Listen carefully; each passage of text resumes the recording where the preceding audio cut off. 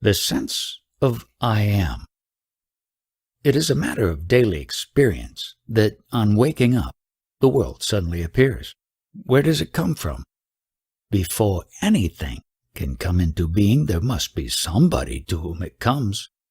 All appearance and disappearance presupposes a change against some changeless background. Before waking up, I was unconscious. In what sense? Having forgotten or not having experienced? Don't you experience even when unconscious?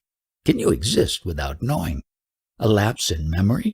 Is it proof of non-existence? And can you validly talk about your own non-existence as an actual experience? You cannot even say that your mind did not exist.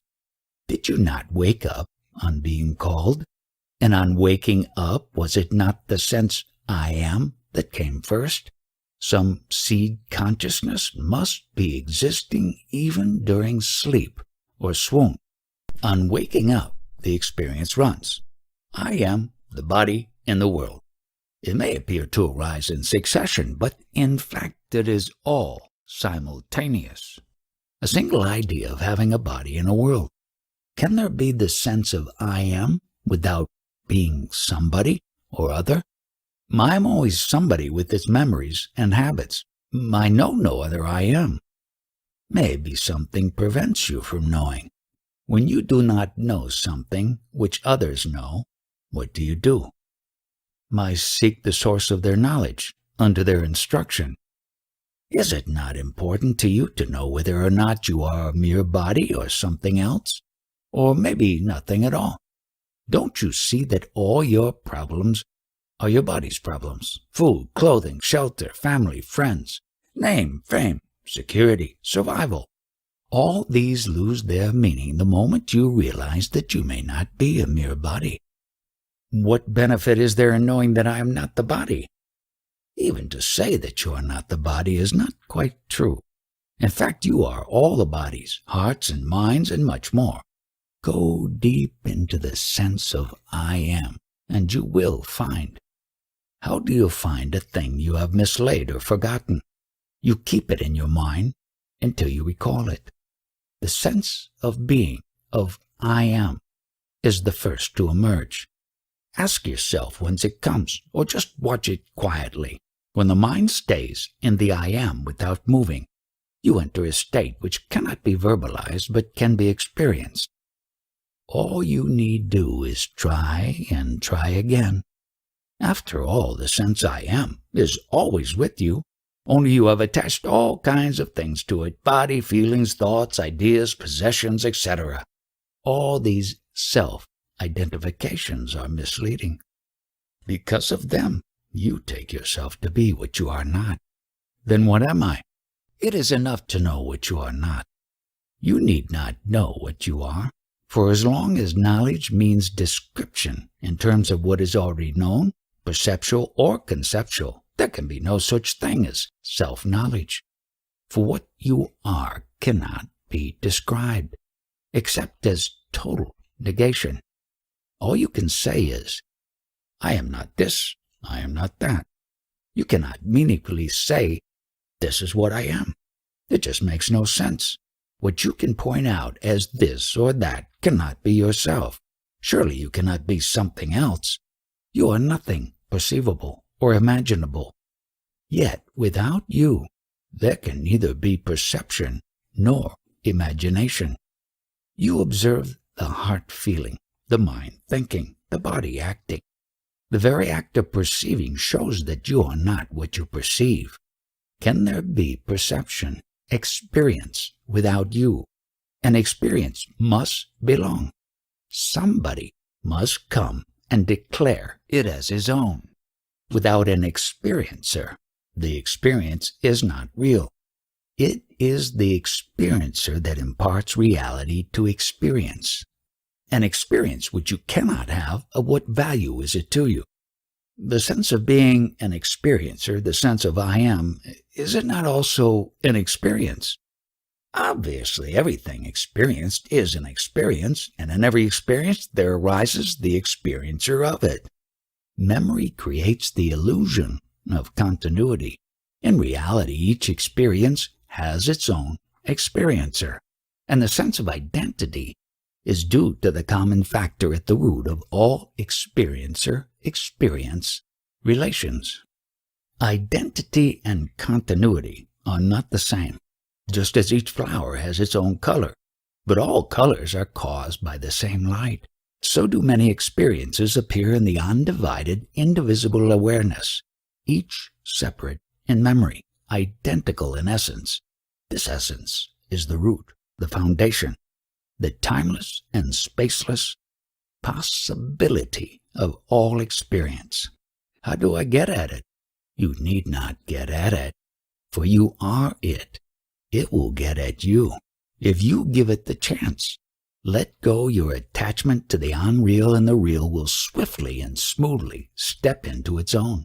Stop imagining yourself being or doing this or that, and the realization that you are the source and heart of all will dawn upon you. With this will come great love, which is not choice or predilection, nor attachment, but a power which makes all things love-worthy and lovable.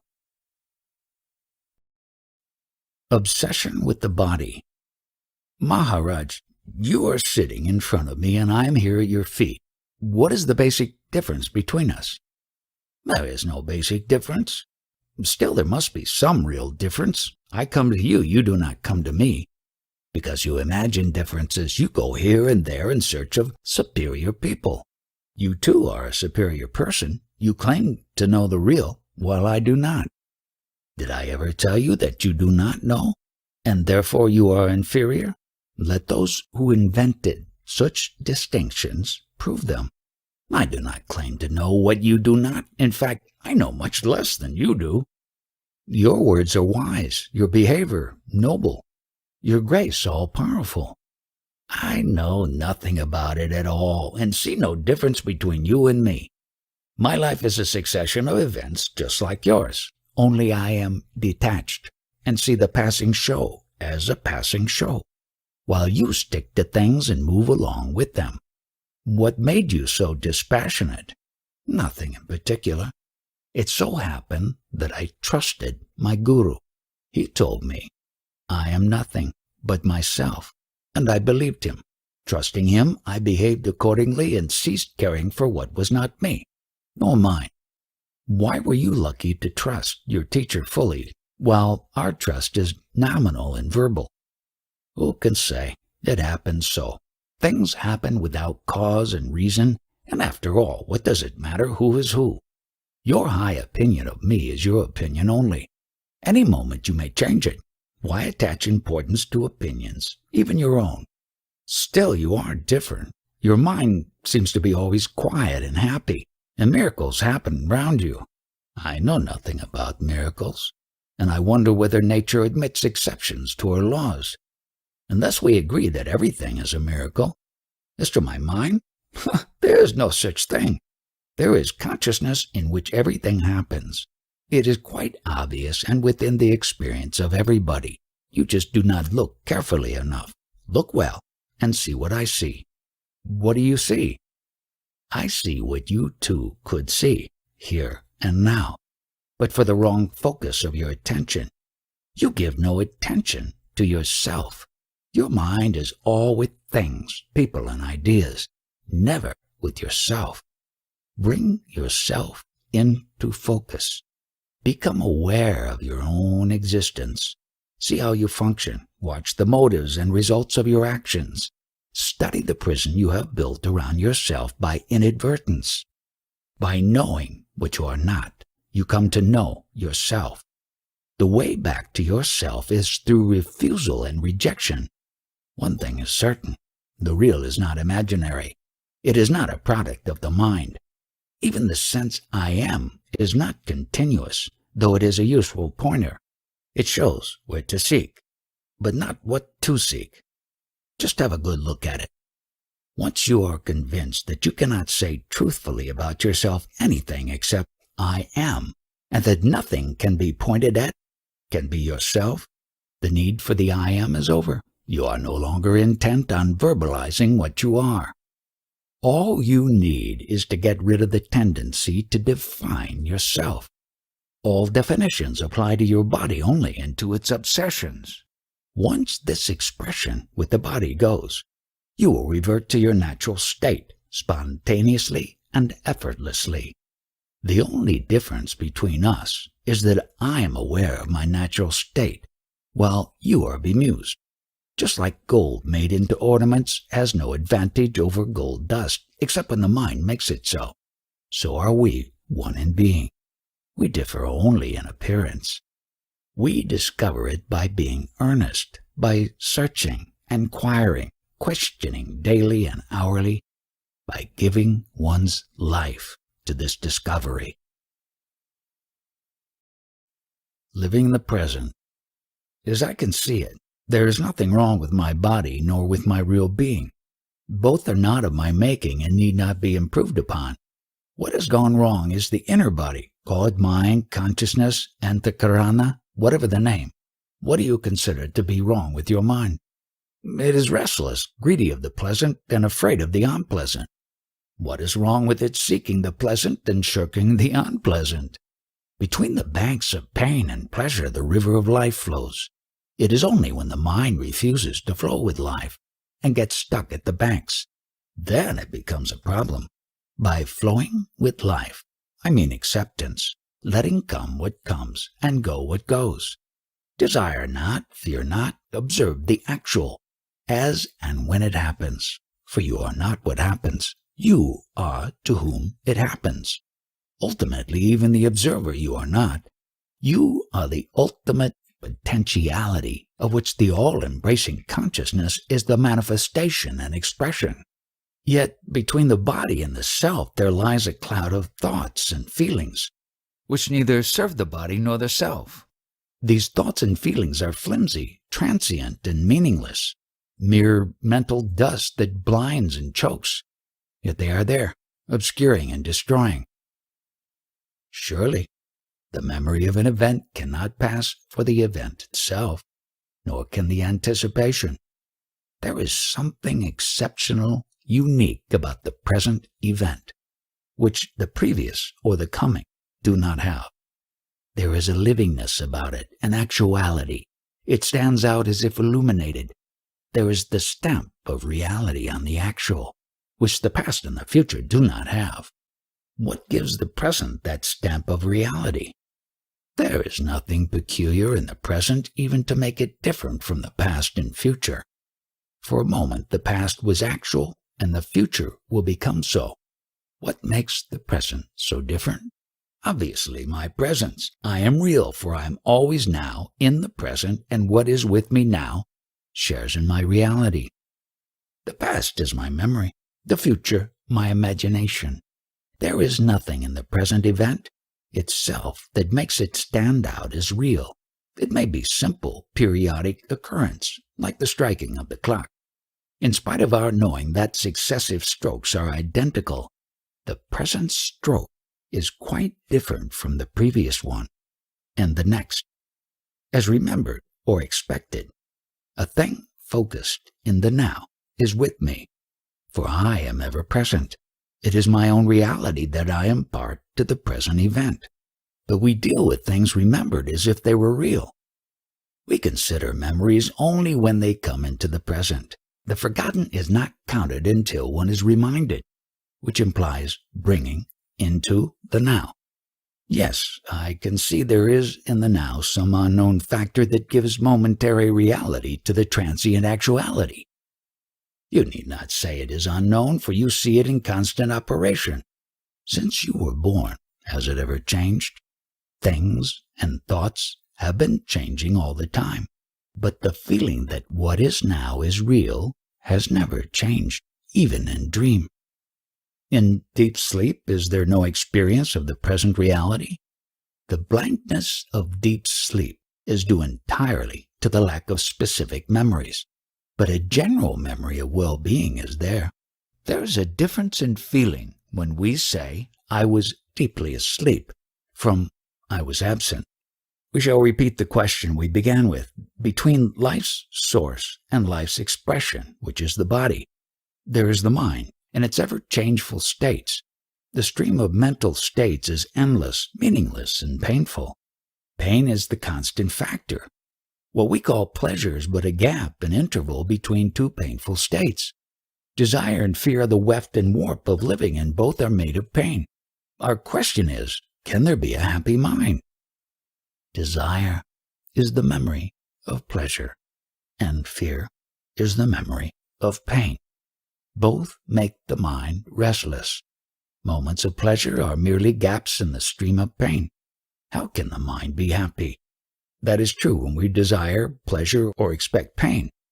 But there are moments of unexpected, unanticipated joy, pure joy, uncontaminated by desire, unsought, undeserved, God-given.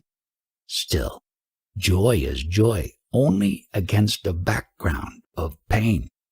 Is pain a cosmic fact or purely mental? The universe is complete, and where there is completeness, where nothing lacks, what can give pain? The universe may be complete as a whole, but incomplete in details. A part of the whole, seen in relation to the whole, is also complete. Only when seen in isolation, it becomes deficient and thus a seat of pain. What makes for isolation? Limitations of the mind, of course. The mind cannot see the whole for the part. Good enough.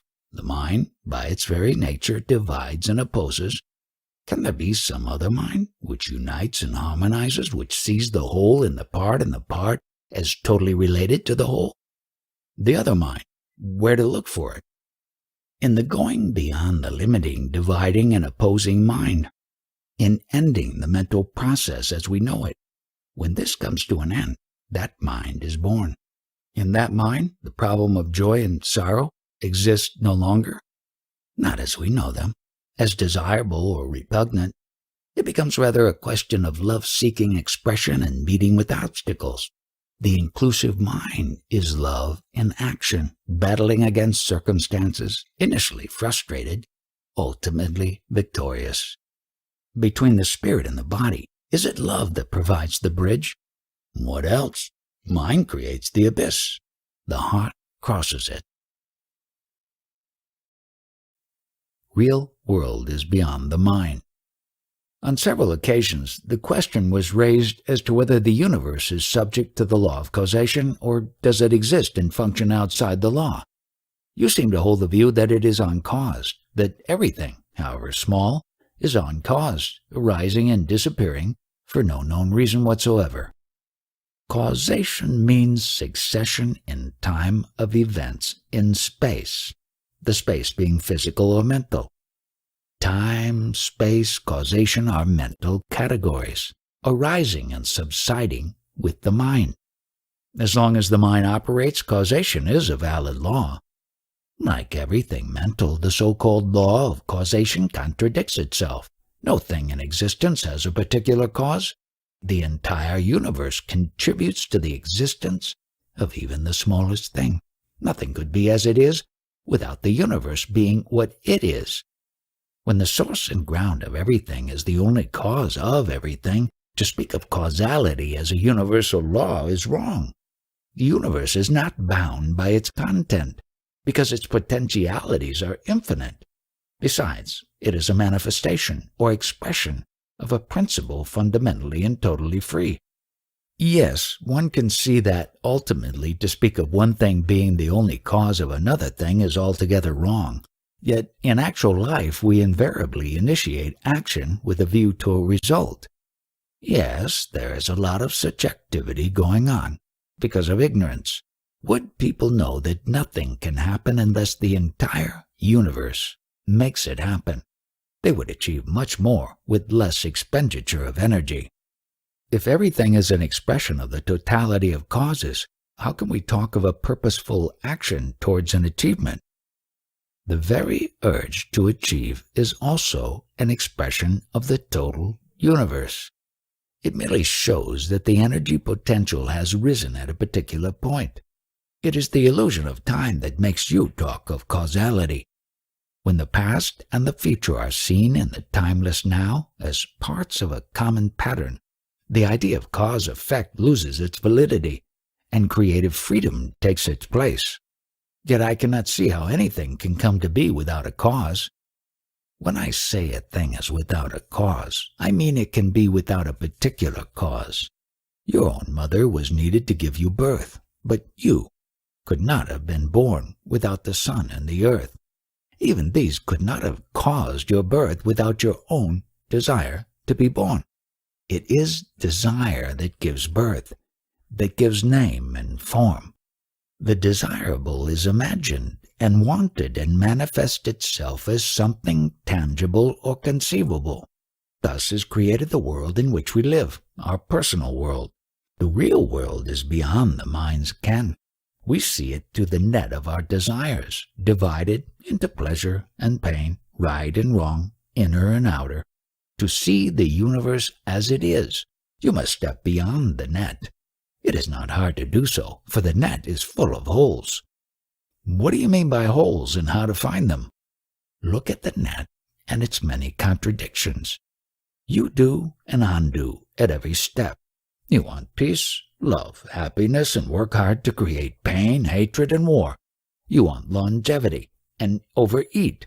You want friendship and exploit. See, your net is made of such contradictions and remove them. Your very seeing them will make them go.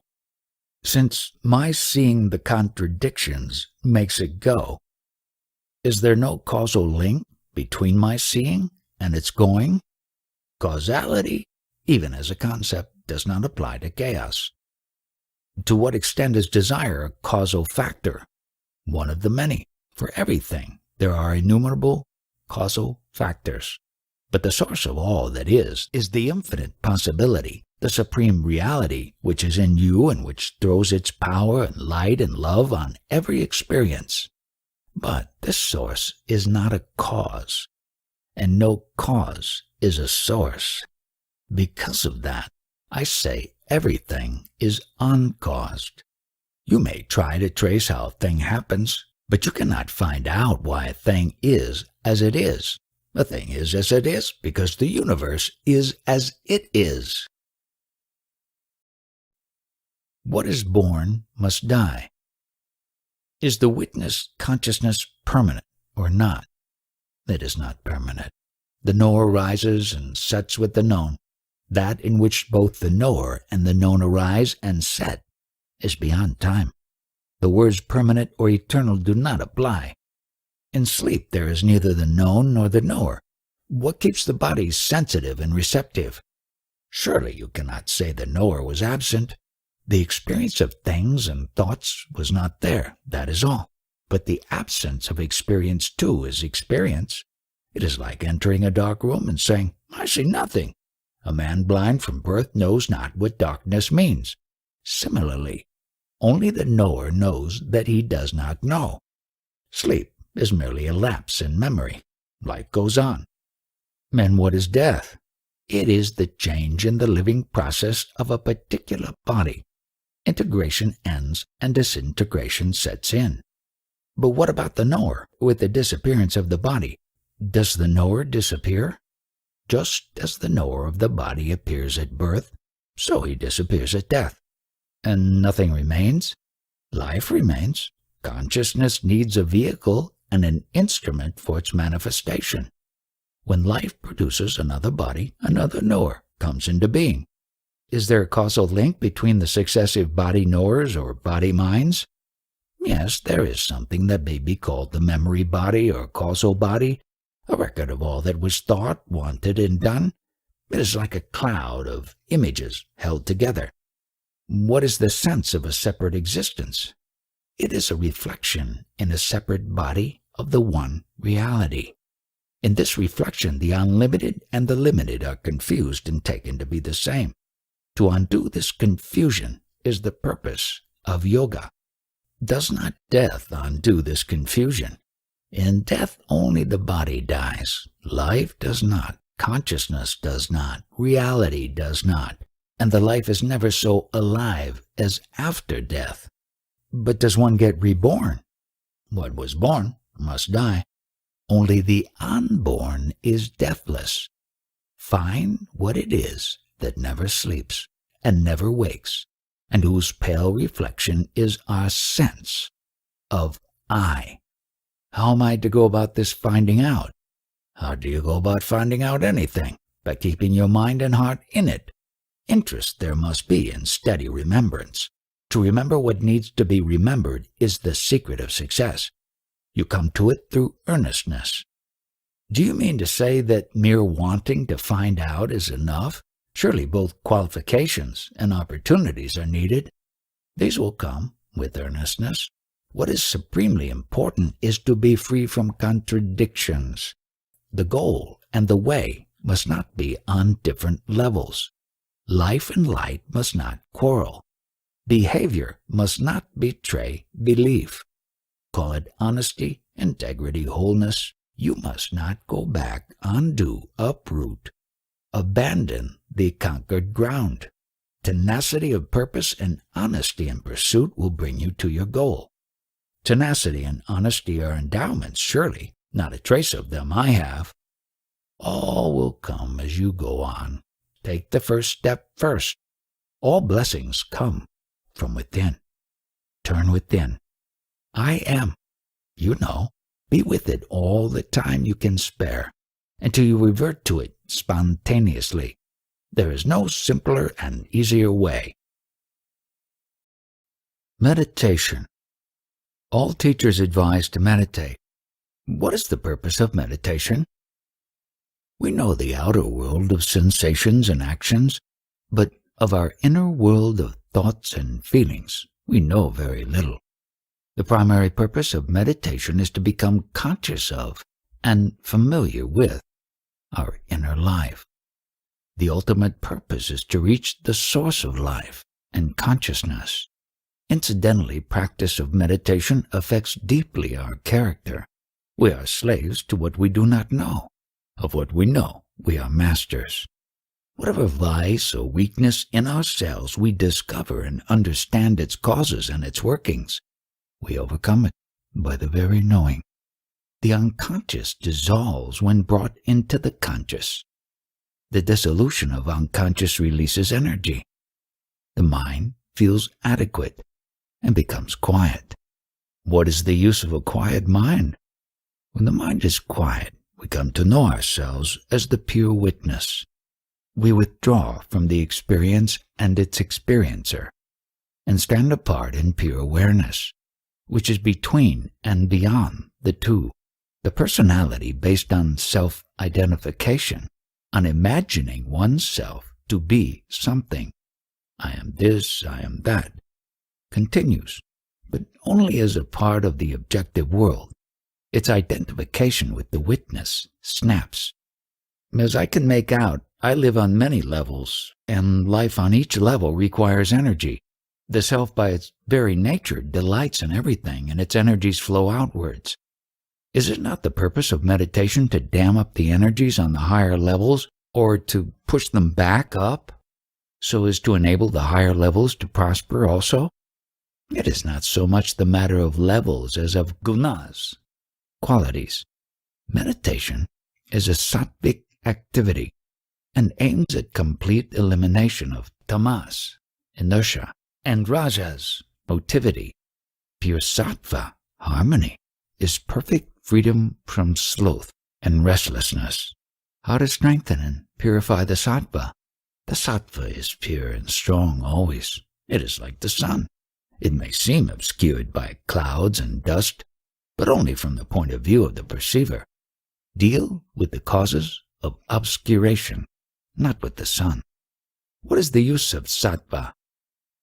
What is the use of truth, goodness, harmony, beauty? They are their own goal. They manifest spontaneously and effortlessly when things are left to themselves, are not interfered with, not shunned or wanted or conceptualized, but just experienced in full awareness. Such awareness itself is sattva. It does not make use of things and people. It fulfills them. Since I cannot improve sattva, am I to deal with tamas and rajas only? How can I deal with them? By watching their influence in you and on you. Be aware of them in operation. Watch their expressions in your thoughts, words, and deeds. and gradually their grip on you will lessen, and the clear light of sattva will emerge. It is neither difficult nor a protracted process. Earnestness is the only condition of success.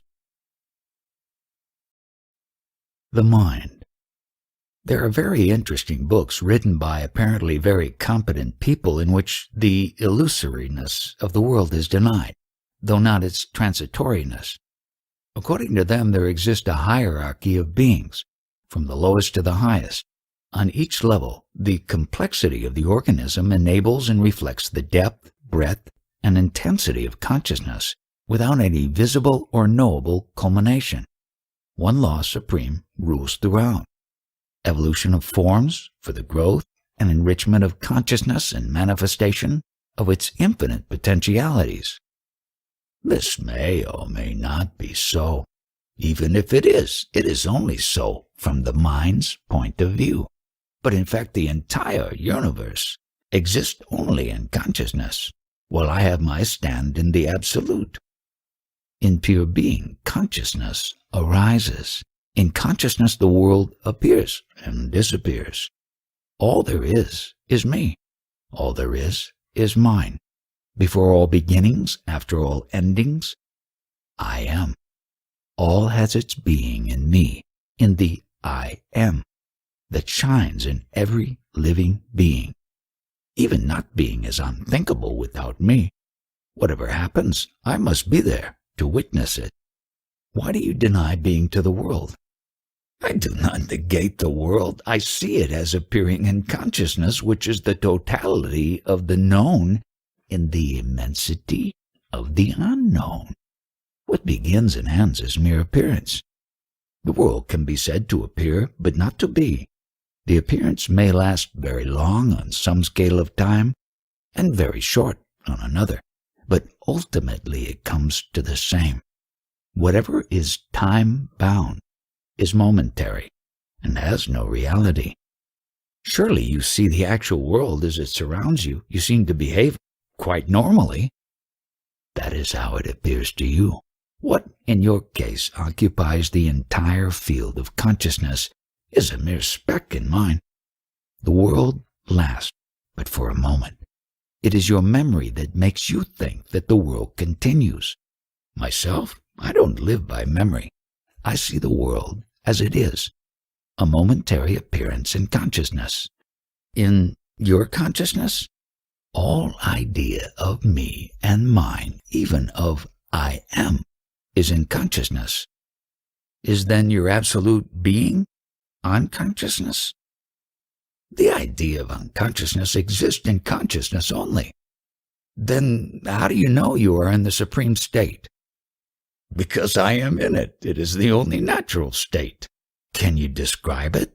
Only by negation, as uncaused, independent, unrelated, undivided, uncomposed, unshakable, unquestionable, unreachable by effort.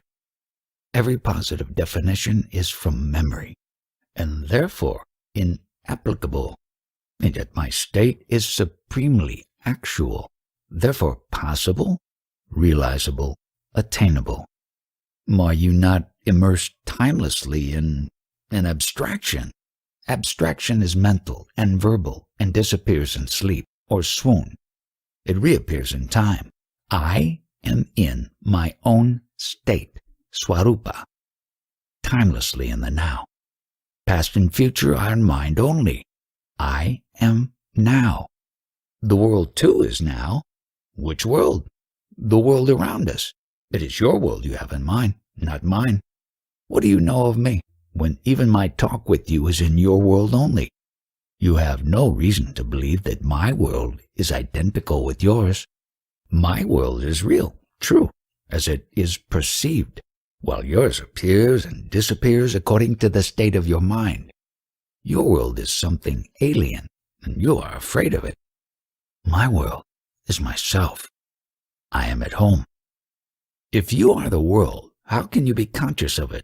Is not the subject of consciousness different from its object? Consciousness and the world appear and disappear together. Hence they are two aspects of the same state, In sleep, am I not, and the world continues? How do you know? On waking up, I come to know, my memory tells me. Memory is in the mind. The mind continues in sleep. It is partly in abeyance, but its world picture is not affected. As long as the mind is there, your body and your world are there. Your world is mind-made, subjective, and closed within the mind, fragmentary, temporary, personal, hanging on the thread of memory. So is yours. Oh, no. I live in a world of realities while yours is of imagination. Your world is personal, private, unshareable, intimately your own. Nobody can enter it, see as you see, hear as you hear, feel your emotions, and think your thoughts. In your world, you are truly alone, enclosed in your ever-changing dream, which you take for life. My world is an open world, common to all, accessible to all. In my world there is community, insight, love, real quality. The individual is the total, the totality in the individual. All are one, and the one is all. Is your world full of things and people as is mine? No, it is full of myself. But do you see and hear as we do?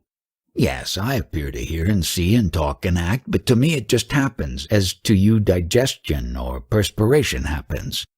The body-mind machine looks after it, but leaves me out of it. Just as you do not need to worry about growing hair, so I need not worry about words and actions. They just happen and leave me unconcerned, for in my world nothing ever goes wrong. The self stands beyond mind. As a child, fairly often I experienced states of complete happiness, verging on ecstasy. Later they ceased, but since I came to India they reappeared, particularly after I met you. Yet these states, however wonderful, are not lasting. They come and go, and there is no knowing when they will come back. How can anything be steady in a mind which itself is not steady? How can I make my mind steady? How can an unsteady mind make itself steady? Of course it cannot. It is the nature of mind to roam about. All you can do is to shift the focus of consciousness beyond the mind. How is it done? Refuse all thoughts except one. The thought, I am. The mind will rebel in the beginning, but with patience and perseverance it will yield and keep quiet.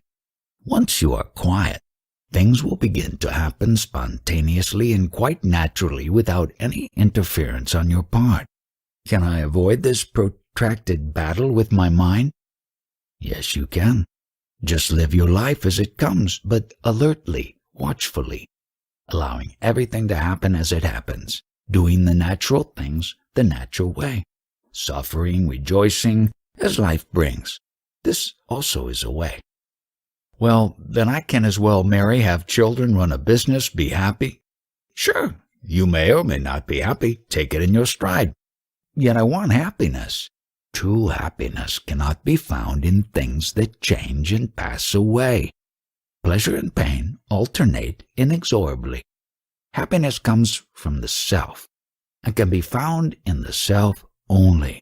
Find your real self, Swarupa, and all else will come with it. If my real self is peace and love, why is it so restless? It is not your real being that is restless, but its reflection in the mind appears restless because the mind is restless. It is just like the reflection of the moon in the water, stirred by the wind. The wind of desire stirs the mind, and the me, which is but a reflection of the self in the mind, appears changeful. But these ideas of movement, of restlessness, of pleasure and pain are all in the mind. The self stands beyond the mind, aware but unconcerned. But how to reach it? You are the self, here and now. Leave the mind alone. Stand aware and unconcerned, and you will realize that to stand alert but detached, watching events come and go, is an aspect of your real nature. What are the other aspects? The aspects are infinite in number. Realize one, and you will realize all. Tell me something that would help me. You know best what you need. I am restless. How can I gain peace? For what do you need peace? To be happy. Are you not happy now? No, I am not. What makes you unhappy? I have what I don't want, and want what I don't have. Why don't you invert it? Want what you have, and care not for what you don't have. I want what is pleasant, and don't want what is painful. How do you know what is pleasant and what is not? From past experience, of course. Guided by memory, you have been pursuing the pleasant and shunning the unpleasant. Have you succeeded? No, I have not. The pleasantness does not last. Pain sets in again. Which pain? The desire for pleasure, the fear of pain, both are states of distress. Is there a state of unalloyed pleasure?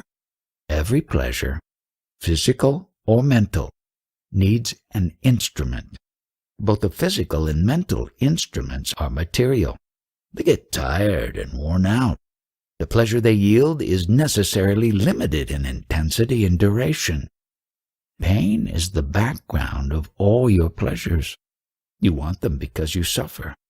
On the other hand, the very search for pleasure is the cause of pain. It is a vicious circle. I can see the mechanism of my confusion, but I do not see my way out of it. The very examination of the mechanism shows the way.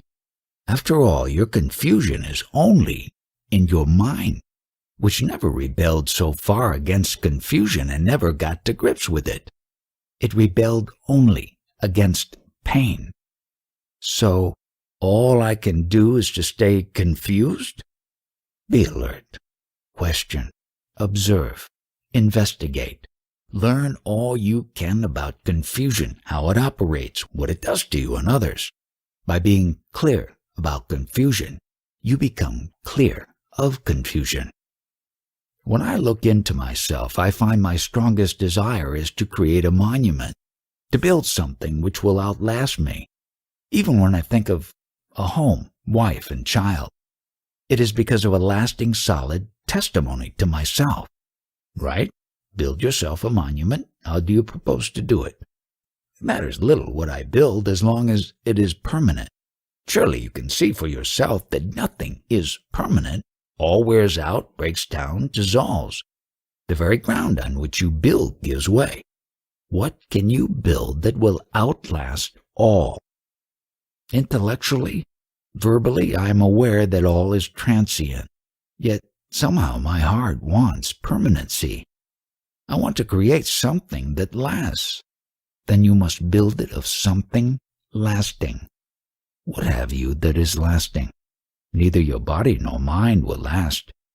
You must look elsewhere. I long for permanency, but I find it nowhere. Are you, yourself, not permanent? I was born, I shall die. Can you truly say you were not before you were born? And can you possibly say when dead, now I am no more?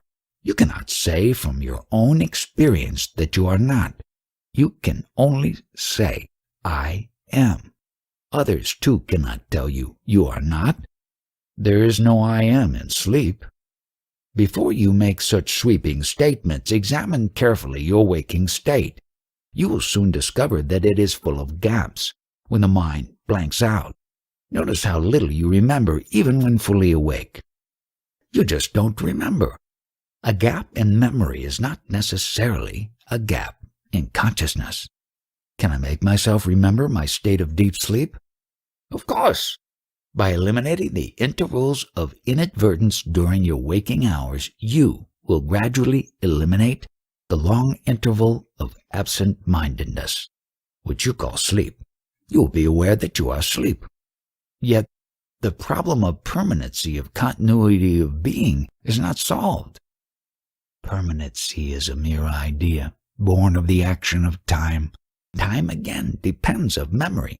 By permanency, you mean unfailing memory through endless time.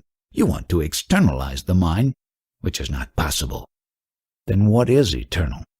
That which does not change with time. You cannot externalize a transient thing. Only the changeless is eternal. I am familiar with the general sense of what you say. I do not crave for more knowledge. All I want is peace. You can have for the asking all the peace you want. I am asking. You must ask with an undivided heart and live an integrated life. How? Detach yourself from all that makes your mind restless. Renounce all that disturbs its peace. If you want peace, deserve it. Surely everybody deserves peace. Those only deserve it who don't disturb it. In what way do I disturb peace? By being a slave to your desires and fears, even when they are justified. Emotional reactions born of ignorance or inadvertence are never justified. Seek a clear mind and a clean heart. All you need is to keep quietly alert, inquiring into the real nature of yourself. This is the only way to peace. Responses of memory. Some say the universe was created. Others say that it always existed and is forever undergoing transformation. Some say it is subject to eternal laws. Others deny even causality. Some say the world is real. Others that it has no being whatsoever. Which world are you inquiring about? The world of my perceptions, of course. The world you can perceive is a very small world indeed, and it is entirely private. Take it to be a dream and be done with it. How can I take it to be a dream? A dream does not last. How long will your own world last? After all, my little world is but a part of the total. Is not the idea of a total world a part of your personal world? The universe does not come to tell you that you are part of it. It is you who have invented a totality to contain you as a part. In fact, all you know is your own private world, however well you have furnished it with your imaginations and expectations. Surely perception is not imagination. What else? Perception is recognition, is it not? Something entirely unfamiliar can be sensed, but cannot be perceived. Perception involves memory. Granted, but memory does not make it illusion. Perception, imagination, expectation, anticipation, illusion are all based on memory. There are hardly any borderlines between them. They just merge into each other. All are responses of memory. Still, memory is there to prove the reality of my world. How much do you remember? Try to write down from memory what you were thinking, saying, and doing on the 30th of the last month. Yes, there is a blank. It is not so bad. You do remember a lot. Unconscious memory makes the world in which you live so familiar. Admitted that the world in which I live is subjective and partial. What about you? In what kind of world do you live? My world is just like yours. I see, I hear, I feel, I think, I speak and act in a world I perceive, just like you. But with you, it is all. With me, it is nothing. Knowing the world to be a part of myself, I pay it no more attention than you pay to the food you have eaten. While being prepared and eaten, the food is separate from you and your mind is on it. Once swallowed, you become totally unconscious of it. I have eaten up the world, and I need not think of it any more. Don't you become completely irresponsible? How could I? How can I hurt something which is one with me? On the contrary, without thinking of the world, whatever I do will be of benefit to it. Just as the body sets itself right unconsciously, so am I ceaselessly active in setting the world right. Nevertheless, you are aware of the immense suffering of the world. Of course I am, much more than you are. Then what do? I look at it through the eyes of God and find that all is well. How can you say that all is well? Look at the wars, the exploitation, the cruel strife between the citizen and the state. All these sufferings are man-made, and it is within man's power to put an end to them.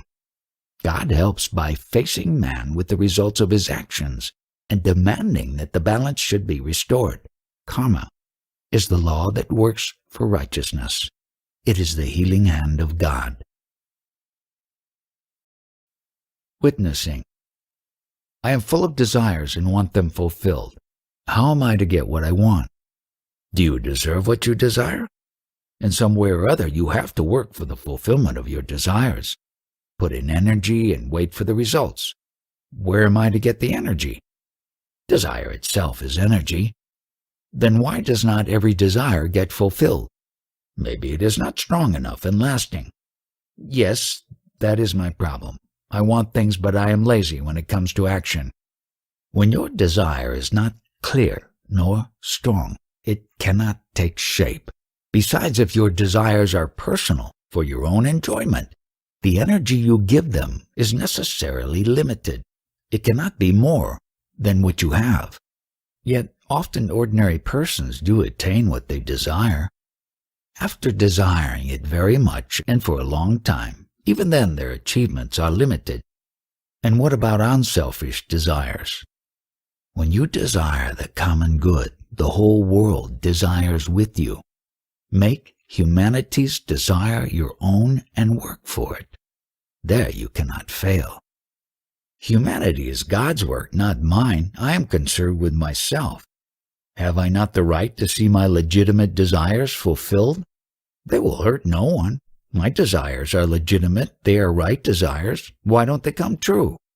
Desires are right or wrong, according to circumstances. It depends on how you look at them. It is only for the individual that a distinction between right and wrong is valid. What are the guidelines for such distinction? How am I to know of which of my desires are right and which are wrong? In your case, desires that lead to sorrow are wrong, and those which lead to happiness are right. But you must not forget others. Their sorrow and happiness also count. Results are in the future. How can I know what they will be? Use your mind. Remember, observe. You are not different from others. Most of their experiences are valid for you too. Think clearly and deeply. Go into the entire structure of your desires and the ramifications. They are a most important part of your mental and emotional makeup and powerfully affect your actions. Remember, you cannot abandon what you do not know. To go beyond yourself, you must know yourself. What does it mean to know myself? By knowing myself, what exactly do I come to know? All that you are not, and not what I am. What you are, you already are. By knowing what you are not, you are free of it and remain in your own natural state. It all happens quite spontaneously and effortlessly. And what do I discover? You discover that there is nothing to discover. You are what you are, and that is all. I do not understand. It is your fixed idea that you must be something or other that blinds you. How can I get rid of this idea? If you trust me, believe when I tell you that you are the pure awareness that illuminates consciousness and its infinite content. Realize this and live accordingly. If you do not believe me, then go within, inquiring, what am I? Or focus your mind on I am, which is pure and simple being. On what my faith in you depends. On your insight into other people's hearts. If you cannot look into my heart, look into your own. I can do neither. Purify yourself by a well-ordered and useful life. Watch over your thoughts, feelings, words, and actions. This will clear your vision. Must I not renounce everything first and live a homeless life? You cannot renounce. You may leave your home and give trouble to your family, but attachments are in the mind and will not leave you until you know your mind in and out. First thing first, know yourself. All else will come with it. But you already told me that I am the supreme reality. Is it not self-knowledge? Of course you are the supreme reality, but what of it? Every grain of sand is God. To know it is important, but that is only the beginning. Well, you told me that I am supreme reality. I believe you. What next is there for me to do? I told you already. Discover all you are not. Body, feelings, thoughts, ideas. Time, space, being and not being, this or that. Nothing concrete or abstract you can point out to is you. A mere verbal statement will not do. You may repeat a formula endlessly without any result whatsoever. You must watch yourself continuously, particularly your mind, moment by moment, missing nothing. This witnessing is essential for the separation of the self from the not-self. The witnessing, is it not my real nature? For witnessing, there must be something else to witness. We are still in duality. What about witnessing the witness, awareness of awareness? Putting words together will not take you far. Go within and discover what you are not. Nothing else matters.